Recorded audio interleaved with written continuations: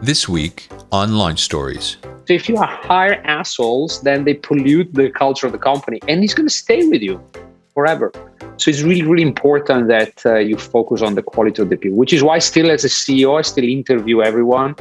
And jokingly, internally, they call me the chief anti-asshole officer. Welcome to Launch Stories, the global startup podcast. I'm your host, Zoltan Vardy. The Launch Stories podcast gives you a taste of what it takes to launch a global startup. Listen to founders share their personal ups and downs, their professional wins and losses, and the lessons they've learned along the way to building an international company. You'll also hear from accelerators and investors that support entrepreneurs along their journey around the world and what they think is the recipe for startup success. So join me on Launch Stories, get inspired, and learn the ingredients of a successful global business.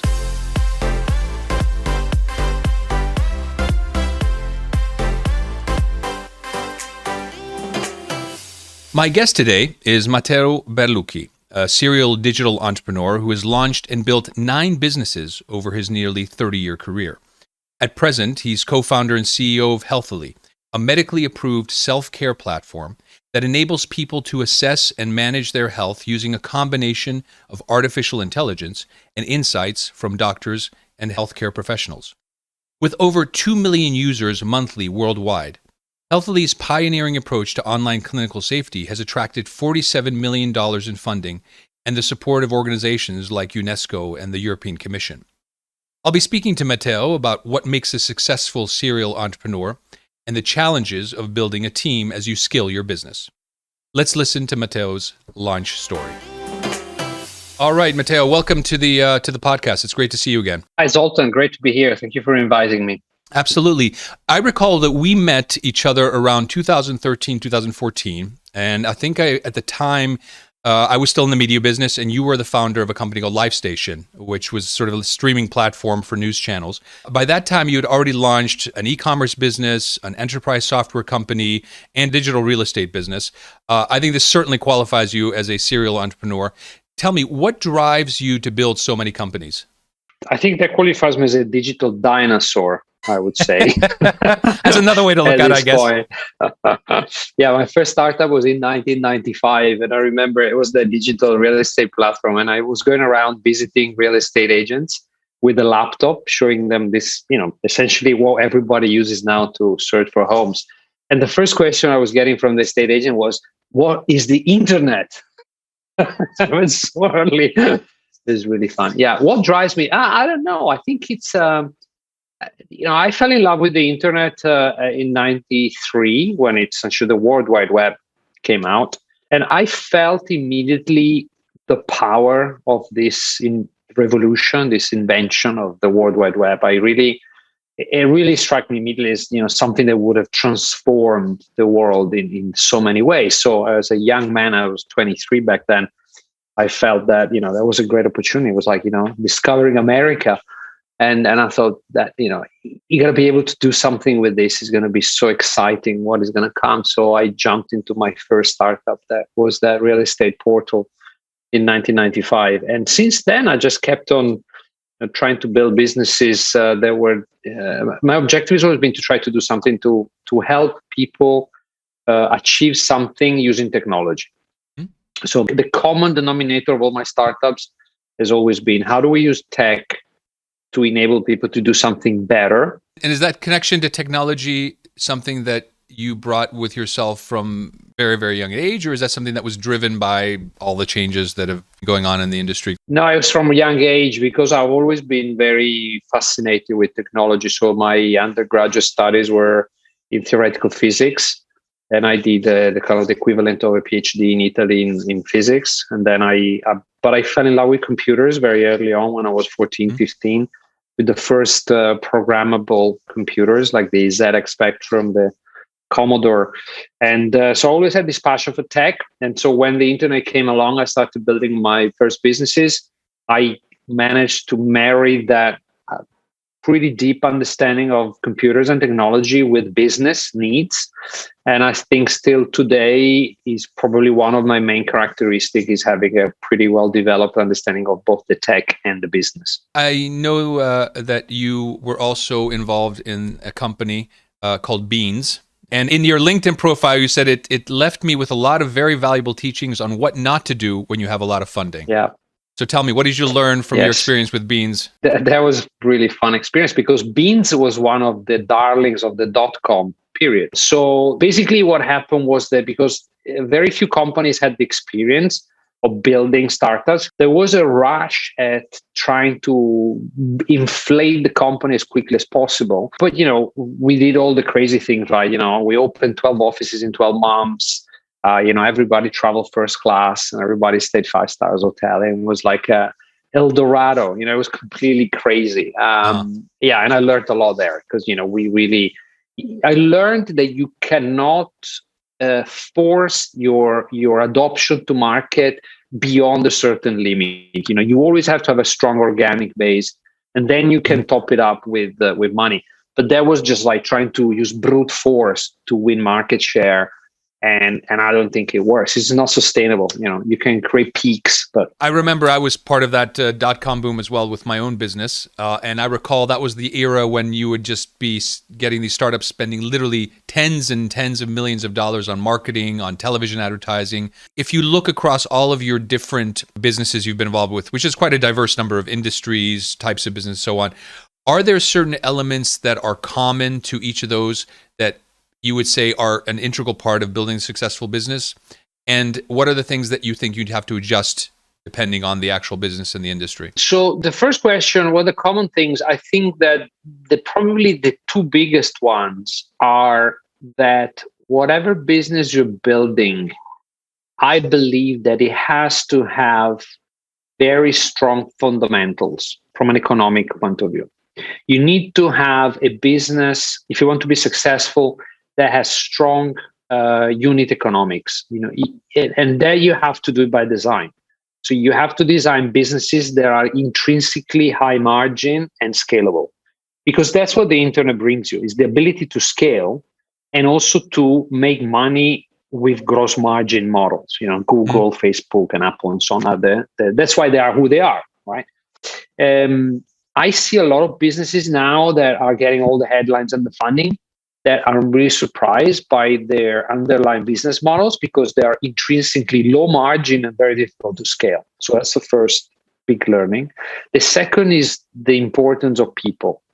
So the human side of things, the human skills. Because at the end of the day, every company is just the sum of the people that work there. So making sure that you can put together a strong team of people that have strong human skills, that have empathy, that have trust, that gives you an unfair advantage, I think, because again, most companies are just pulling people in because of their hard skills. You bring in somebody because in theory is good at doing something, but there is a quite worrying neglect of what are some people call the soft skills, but I think should be called human skills, which are fundamental because you can only succeed if you have a strong team, and especially at the beginning, because the key people you bring in the outset are going to set the culture going forward. So if you hire toxic people, or can I swear on this podcast, or is not allowed? You can say whatever you feel like is the appropriate way assholes? To. Okay. Well, they're called assholes, so there's no real other word for them. So if you hire assholes, then they pollute the culture of the company, and it's going to stay with you forever. So it's really, really important that you focus on the quality of the people, which is why still as a CEO, I still interview everyone. And jokingly internally, they call me the chief anti-asshole officer.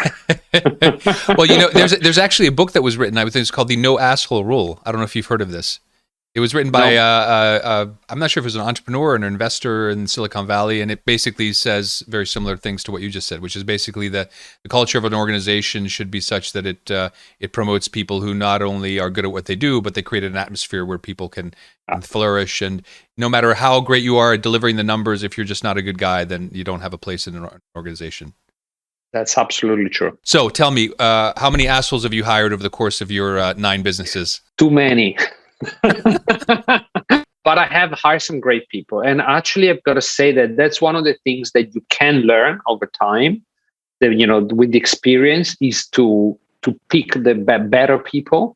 And I've got to say that my current team at Healthily is definitely the best I've ever built. And that's because of the experience I had over the years. Uh-huh. So it makes a huge difference, huge difference. Then you asked me, the second question was, how do you anything that more specific to industries? I think every industry is different because, as you said, I have worked in several, and you have to learn the industry specific issues before you can get into them and kind of give it a good shot. Ideally, you come from an industry so that you already know the industry, and then you don't have to relearn it. In my case, I generally got into areas that I didn't know much about, but I brought my experience in building teams and have a very good understanding of the technology.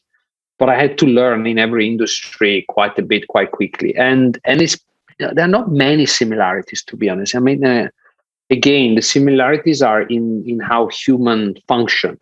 So, when you're trying to sell something, understanding the psychology of the buyer, it really doesn't matter what they're buying, but people buy in a certain way. So there are more commonalities than differences, I would say. But there are twists and turns for each industry. So, for example, with Healthily, we had to confront with all the regulatory environment because it's healthcare, and you cannot move fast and break things because you move fast and kill people, which is not very good. Yeah, not a good desired outcome for sure. Exactly, and so you have to learn all of that, and there is a regulatory framework in place for a reason.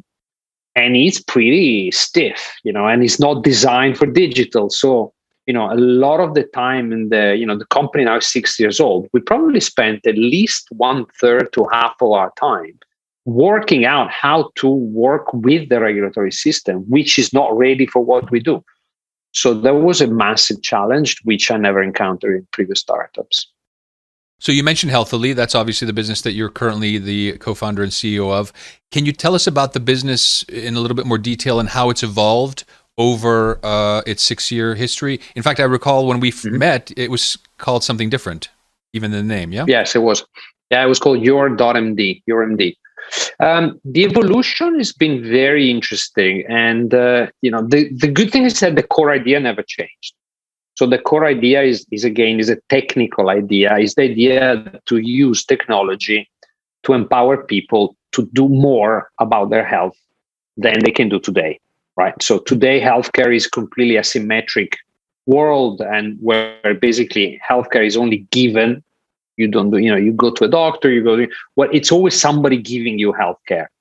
And so my idea was, how can you use technology to take whatever is possible from the current healthcare system and shift it directly to as users. I don't like the word patients because we're all patients. Every person is a patient, because everyone needs help. So, and that was the original idea, never changed. So what's changed was the understanding of how to do it, what was possible, what were the limitations, which obviously at the outset I didn't know with the team. So one of the big evolution was that we set out to build an artificial intelligence platform that could help people answer very, very important and somewhat simple question or common question, which is not so much what's wrong with me when you're unwell, but what should I do? So the focus, okay, if you're not sure, you're there, you got something, and so today your only option is to go to see the doctor. So first, half of the world population doesn't have access to a doctor. The other half has to wait probably 2 weeks before they see the doctor. Half of them have to pay out of pocket. The other have universal healthcare, but still it's not a very simple way to find that answer. And then from our data from the National Service in the UK, around 30% of visits to the doctor are for things where you didn't need to see the doctor. So especially you're going to the doctor to be told that you don't need the doctor, which is crazy. So inefficient, it's insane. So that's what we really focused on. So how do we help people self-care? And I strongly believe that self-care is the thing that digital can unlock. Because I think that we all love to do things on our own. The internet is a huge self-service platform. You self-serve your banking, your dating, your holidays, everything. So you mentioned self-care is a critical part of your proposition to your customers, but aren't you expecting the average consumer to do too much? I mean, aren't we fundamentally lazy and unwilling to take steps to prevent our own health? It's a really good point, but I think it's a very generalized statement. There are the world is made up of lots of different people, and there are a lot of people that actually take their health very seriously. If you look at the success of all the apps that help you quantify your health, all these trackers, there's like millions of apps and people that use them. And we've done an extensive research. And while it's difficult for people to commit to change their habits, that's the really hard thing. Mm-hmm. Doing something a bit simpler, which is to take a little bit more control and awareness of one's health, is much easier. It's much more accessible as an objective. So that's what we've done with our platform, with our apps and our website. We're targeting people, not people that want to become, athletes or run a marathon, mm-hmm. but Mm-hmm. people that just want to be able to answer some basic questions, get some insights in their basic health and how to improve it and control it. Could you give perhaps an example, just a typical example of how your target customer would use or benefit from Healthily? Sure. So we have two different scenarios. One for the website is targeting people that are looking for health information that is personalized, so relevant to them, and medically safe. Mm. And we found that these two factors are not found anywhere else on the web today. Mm. If you search on Google, you find whatever you want, but you have no idea if what you're reading is actually relevant to you, and you're not really guaranteed that that content is medically validated. So that's what we do on the website. So it's more for people that have a question, medical question, they're concerned, and they just want to find a quick, safe, and relevant answer. So that's what we're doing with the website. The app is for a more committed type of user, as you were saying before. It's more the user that is kind of has a condition, maybe he's got a chronic condition, could be asthma, allergies, eczema, diabetes. They want to take more control of their health. Or they're just healthy and they want to make sure that they keep a tab on their sleep, on their nutrition, and their activity. And so we created an app that has a very strong tracking, goals, and planning inside the app to help you measure your health today and continuously keep an eye on it and improve it. So those are the two main scenarios that you can benefit from using our platform. Now, I know that you currently have about 2 million users per month worldwide, which presumes you've got quite a large international footprint. Talk to us a little bit about how you started your international expansion and what role India in particular has played in your global business. Yeah, so we have an advantage compared to other businesses that healthcare, your health is pretty similar globally. So because we're all human beings, so a cold is a cold, is the same everywhere, right? Mm-hmm. So that's an advantage. So we had this thing, and so we created a platform that is not localized in any particular way. It's quite generalist in the way it talks about health. So we don't say you should go and speak to your GP, which is a general practitioner in the UK. We say go and speak to your doctor, right? Yep. So the language is English, so it's accessible to anyone who speaks English. Obviously, US, UK, Australia, India, all those places where English is the main language are, obviously a natural target for us. And so for now, we just focus on these languages. On the website, we have done some translations in Hindi and Spanish to see what's the uptake in those kind of language groups. And India is an important country for us because what I wanted to do was to run and develop the international expansion using two different examples or two different markets. One is the United States, because obviously it's the largest and is probably the most dysfunctional from a healthcare point of view, with 18% of GDP spent on healthcare as opposed to 6% in Europe. So you can understand that there's a big opportunity to optimize. Right. But India is a fantastic prototype for emerging markets, for developing economies. 1.3 billion people, very digitalized. They have now mobile penetration is phenomenal. They have 5G everywhere, very cheap. Mhm. but they have a very, very basic healthcare system. So I wanted to have these two markets as the two kind of, the two opposites in a way. Mhm. And also one of our investors is Reckitt, the pharmaceutical company. They're very strong in India. They have some really powerful brands there. So we are studying that market entry with them. You have a growing business that's raised almost $50 million in investment. And I would imagine that part of the benefit of that is that you can actually build the organization itself to match the growth of the company in the marketplace. Interesting insight. In the case of my podcast invitation to you, you were the only founder who actually had a VP of marketing reach out to me to discuss the concept and the details, which already implies that you got sort of a layer of professional support around you that you needed to build. How would you describe the process of scaling an organization to meet the demands of the business as it stands in the marketplace? What do you need to pay attention to, and what is in your focus? Ooh, it's probably one of the most difficult things. You need, I think, in no particular order, I'll tell you what we've done that so far seems to work. First of all, you need a very clear set of objectives and key results. So now it's very trendy to use this OKR models, but they're really, really powerful because it makes it very clear to everyone what they're supposed to do. You agree on the objectives, you create this sort of cascade of objectives that start from your top one, which is, in our case, is help 1 billion people find better health. And, the other one is obviously become a profitable company. And then from there, you can drive all the other things. And then that helps you understand what needs to be done. Then you need to understand what kind of roles are, how to design the roles around the objectives. And in that, I think that one of the things I really liked about startups is that you can be very creative. So you don't have to go, oh, I need a marketing person, I need a salesperson. There are new jobs, there are new roles that don't exist. So you can come up with some really crazy roles, but you just need to, and you need to do that because, there are certain things that are quite novel for certain companies. And so maybe the reason somebody's got an MBA on it, basically. So that's also very important. Keep your mind open on the roles. And the other thing is trying to hire really good people, and which is the hard one. Especially now there's a lot of competition. There are many more jobs than people that can fill them.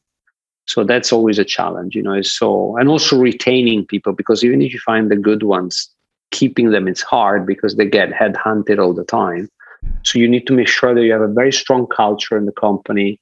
You have a very open culture, you have very good benefits, and you need to really think about the team. I spend a lot of time thinking about the team, how to make sure the team is the right team. Everybody's got what they need. They're all on the same page. They're motivated, and it's changed a lot because in the past you didn't have to do that. How long do you expect to be interviewing every single applicant or finalist for a position? I generally spend half an hour with them, at least half an hour, and they only get to me when they pass the other interview. So I interview for culture and personality. I don't interview for skills. So they get interviewed for skills by the heads of the different departments. And then they come to me for the last interview to see if they're assholes or not. Basically, it all goes back to the asshole question, right? It all goes back to the assholes principle. A principle. A principle, exactly. How many people do you have work in the company now? We have around 100. Do you anticipate interviewing people for their final interview when you've got 500 people? Or do you have any ambition to be at 500 people? I will try. And what I'm trying to do, I'm trying to coach the other senior leadership team to detect the assholes. So we do asshole detection camps. I think, Matteo, we've just discovered a whole new management principle here that could be the foundation of something really big. So it sounds like it's a good idea. Where would you like to see Healthily grow in terms of scale and impact? There is a real need for the platform like Healthily because one of the things that COVID highlighted is how inefficient the healthcare systems are today. And if you look at the healthcare as a demand and supply problem, you can improve the supply as much as you like, but you're never going to be able to meet the demand Mhm. because the demand is spiraling out of control because of growing population, people living longer lives, people becoming more acquainted to technology, so expecting more, more and faster. And the other hand, supply is actually shrinking. I think that the only hope is to shift some of the burden onto the people themselves. So I would like to see Healthily being one of the companies that open the floodgate to this trend, to this movement of self-care and being more self-reliant. And we would like to help 1 billion people find their health through technology, and that's what I'd like you to see in the next few years. Well, it's certainly a very ambitious goal, but it's something that gives you a North Star you can follow. If I think about your business from a funding standpoint, one thing that makes it a bit unique is that you started out with venture capital, but you then really had a breakthrough investment round with a strategic investor, Reckitt, who you mentioned before, a global pharmaceutical and fast-moving consumer goods company. Was that a very purposeful decision? And what have you seen to be the difference in the way you run the business now that you've got a very large strategic investor in place and not just financial investors? We actually started with angels and high net worth individuals. Got it. Okay. And we also raised money from a corporation, public company in the Nordics in 2017 called Orkla, which is a big FMCG in the Nordics. Okay. And that was purposeful, because I found that this type of business, it's a long-term type of business that actually needs an organic time to develop. And that's because of the nature of the business. So it's a combination of the fact that healthcare moves slowly because you cannot move fast and kill people, as I was saying before. Sure. You have the regulatory sort of, guardrail around you that keeps you even, you can go even slower because of that. And that doesn't really sit well with VCs. Mm-hmm. Because VCs want to generally kind of have a clear path to exit. And we are always wanted to build a long-lasting business. And so that's why it's more suited to corporates and high net worth individuals. It's kind of interesting because the dynamics in the company are really different from the ones funded from VCs. And the other thing that I thought of, which turned out to be correct, is getting your name out in the world of healthcare, consumer healthcare. It's really challenging because of one dimension that you don't need in other businesses, which is trust. You need trust. Building trust takes a long time. There's a line that I love. This is trust comes on foot and lives on horseback, which which really gives you a good idea of what you're dealing with. But so to build trust over time, it takes decades, whatever you do. The other way is to borrow it. If you hang out with trustworthy people, then people might think you're trustworthy too. Sure. So that's why having a company like Reckitt, which is FTSE 100, one of the leaders in consumer healthcare, the very fact that they invested in the company means that they've done a due diligence on us that a VC would have never done in terms of our medical qualification and medical grade. Right. And so the fact that I have Reckitt as an investor enables me to sit at a table with some of the biggest companies in the world and be taken seriously. If I walked in there with the same amount of money, but from VCs, I would not have any medical and trust credentials whatsoever. Mm-hmm. Mm-hmm. So that was all intentional by design, and I think it's paying off quite nicely. So where does that leave you in terms of the one of the key elements of kind of the startup experience, which is trying to get your big exit and seeing the financial benefits of all your hard work? Is that something that you've decided to delay? Is that something that will happen in a different form? How do you see that playing out? With this company, as you read in a lot of business books, you should never be driven by the exit, mm-hmm. because that's generally not particularly, it doesn't really work very well. Sure. And in this particular case, because we have such a strong social impact angle, I mean, that is in itself extremely rewarding. So, of course, I have investors that want an exit. So we will have an exit, and but I just want to make sure that we help a billion people, because I think that if we manage to get there, by the same token, the company is going to be worth tens of billions. Sure. So it's kind of the exit will come with the success of the service. But my undivided focus today is on making sure we have a great service that actually is valued by people and that delivers better health around the world. And money will come with that, because, and I go back to my first point at the beginning of the interview, we have a high margin, very scalable business model. Right. So the more, so we can scale a lot and we can make a lot of money. Right. But it's great that you can do it by also helping people. That is the perfect combination. You're helping people and make money. What do you want more in life? Yeah, absolutely. Absolutely. Well, having that purpose is an important driving force of a successful business. We've heard that from several of our guests who've come on the podcast over the last couple of months. One of the things I love to ask all of my guests is right towards the end of our discussion is, obviously, with your extensive experience across so many industries, so many different businesses, with both successes and failures, as you explained yourself, what would be your kind of top 3 tips for startup founders about what they need to do to build a successful global company? Well, the first one, you probably guess it. Don't hire assholes. Right. Don't hire assholes, meaning pay a lot of attention to the people you're hiring. Right. Do not compromise on the quality of the people you hire, because it's gonna, you're gonna pay for that at some point. The second one is the margin thing. Make sure you have a business that has high margins. Mm-hmm. Because it's really tough. And if you don't have high margins, it's going to be impossible, because the amount of money you have to raise to give a shot at profitability, it's just going to be insane.